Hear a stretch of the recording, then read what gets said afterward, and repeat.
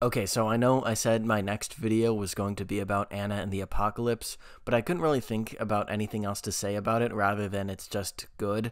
So I figured might as well talk about some bad movies this time. And by that, I mean movies with bad in the title. So let's talk about it. And yeah, I know, I'm growing a beard, okay? I'm gonna get rid of it soon. Just chill, okay? The Merriam-Webster Dictionary defines bad as a failure to reach an acceptable standard.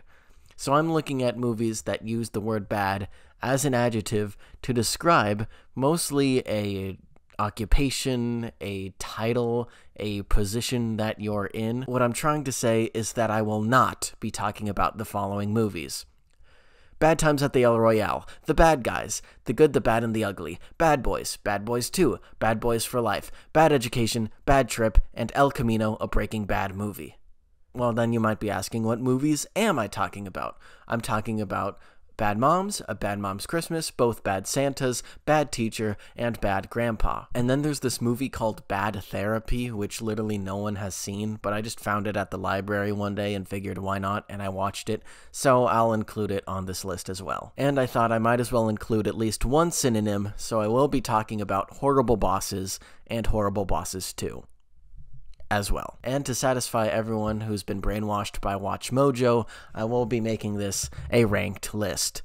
Let's begin. Let's start with Bad Grandpa. This is from the Jackass people, as it is literally titled Jackass Presents Bad Grandpa. Basically, Johnny Knoxville dresses up as a grandpa and he goes on a cross-country road trip with this little kid who's like his grandson, and then hijinks ensues. And basically, it's just like a prank show where Johnny Knoxville basically injures himself and tricks people into thinking that this old man is getting injured. And then the little kid says a bunch of vulgar things to unsuspecting adults. And really, yeah, it's just a prank show, very much like in Practical Jokers, but to the extreme.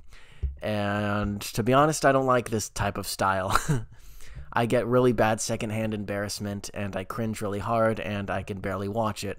So for that reason, I don't like this movie that much.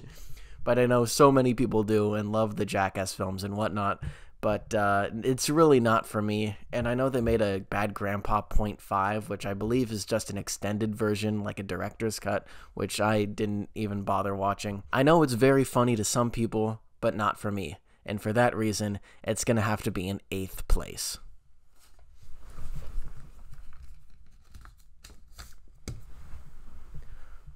Next movie. Next, let's talk about the Bad Santa movies. The first one came out in 2003 and stars Billy Bob Thornton as this guy who's basically a drunk, and he is a mall Santa, but it's basically just a front because then he's actually a robber who robs the malls that he's working at with his friend. It's a well-paced, tightly written comedy, but it's really just not my kind of comedy, as basically the only two types of jokes are people being mean and people being stupid, and I wish there was just more jokes than just those two. But it does have a sweet Christmas theme where Billy Bob Thornton learns that he can actually care about people. He gets attached to this little kid who thinks he's Santa, and the kid has a really bad home life, and you know the rest. I wouldn't say this movie is bad, but compared to the others, it's just not as great. And for that reason, it's gonna go in 7th place.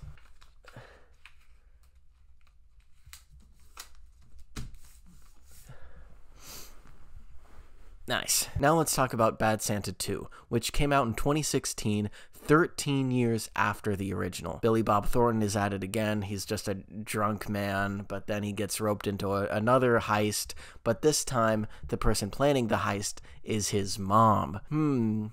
I wonder if anyone's made a video about the trope of introducing parents in the sequel. Anyways, it explores, the relationship between mother and son as this whole heist thing goes down. And we meet a bunch of new characters. The kid from the first one comes back. He's much older this time. He says he's now 21, and he's funny. But again, most of the humor just comes from people being mean, people being stupid, and a lot of sex. Maybe because it's just more modern, I liked this better than the first movie. The secondary characters are a lot funnier and have a lot more to do and less one-noted than the first movie. Yeah, he has the same arc as he does in the first movie, but who really cares? It's still a fun Christmas comedy that you probably should not watch with your parents. That's why it's number 6.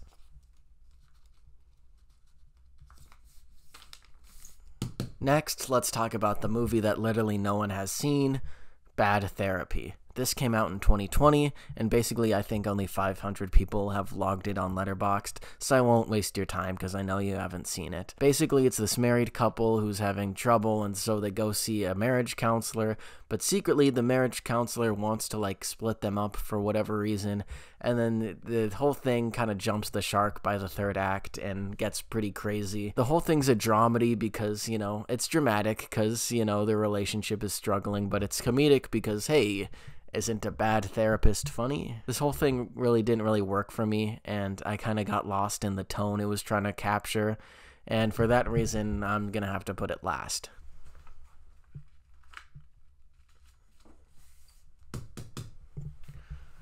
Moving on, now let's talk about Horrible Bosses. This one was a surprise for me. Jason Bateman, Charlie Day, Jason Sudeikis, what a dream team of comedy. The three of them, you can tell, work really well together, riffing off each other as well as their bosses. I haven't even described the plot yet. Basically, these three guys each work for different companies under three different bosses, and all the bosses are terrible towards them, and so the three of them concoct a plan to murder them. But of course, things go wrong and comedy ensues as these three schmucks try and kill their bosses. The ensemble work in this movie is very strong. The jokes are very funny. It doesn't have to rely on too much raunchiness, even though there is a good lot of raunchiness in here. You know, the main thing is really that Jennifer Aniston's character absolutely would not fly today, like at all. But good thing it wasn't made today, so it exists now, and it is what it is. The ensemble works really well together, and you can see these actors really take the characters farther than what's written on the page. And for that reason, I'm gonna have to place it at number 2.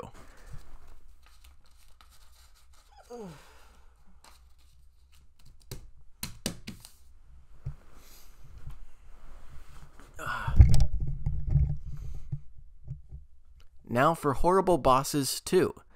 Without spoiling the first one, I won't say whether or not they kill their bosses, but now these three guys are working together as their own bosses, as they're trying to start up their own company. But they need investors, and one thing goes wrong after another, and they find themselves trying to go into some criminal activity to get money. It is a pretty similar premise of three guys who aren't criminals trying to do something criminal, but hey, that's what a sequel is, right? The three leads have the same chemistry as the first time, but this time Chris Pine is added in there as a new character, and he works really well with the three of them.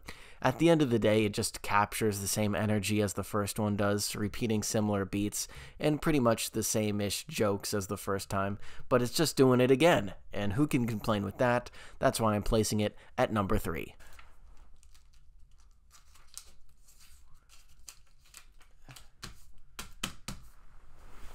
Good enough. Okay, now let's talk about Bad Teacher. If you can't tell already, basically the structure of all these movies is that there's a bad person and then they learn to be a good person.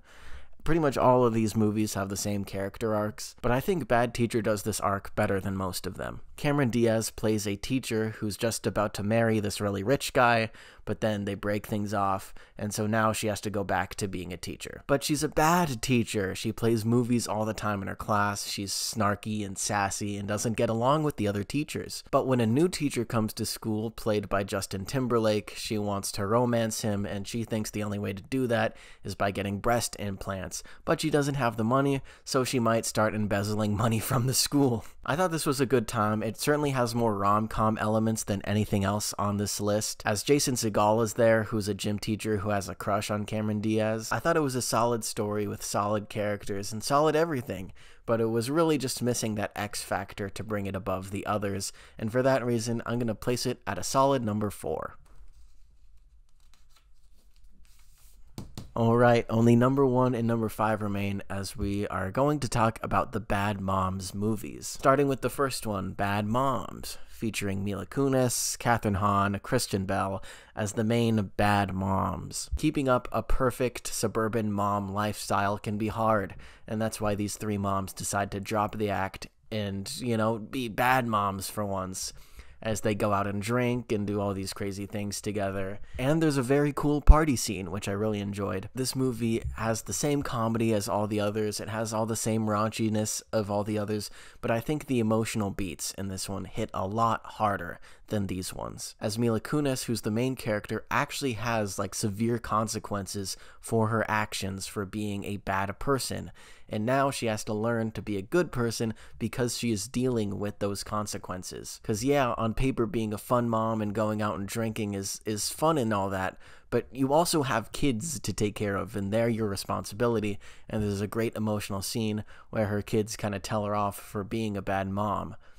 It's like, yeah, being a mom is hard, but you at least need to do something to help these kids. And I think that emotional beat really worked, as she really is the only main character out of the list who really has consequences for her actions. And that's why Bad Moms is going to be top of the list, number 1.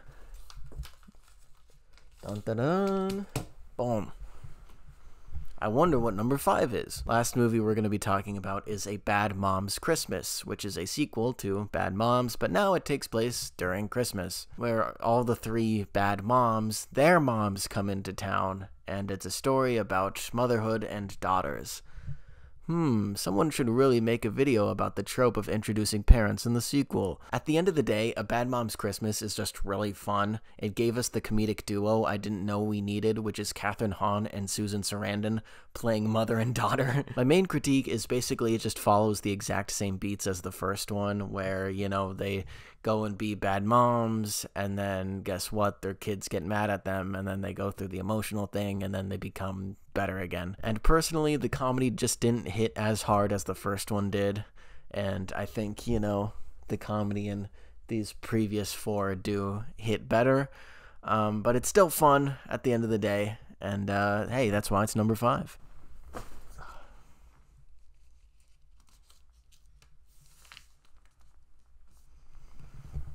Boom.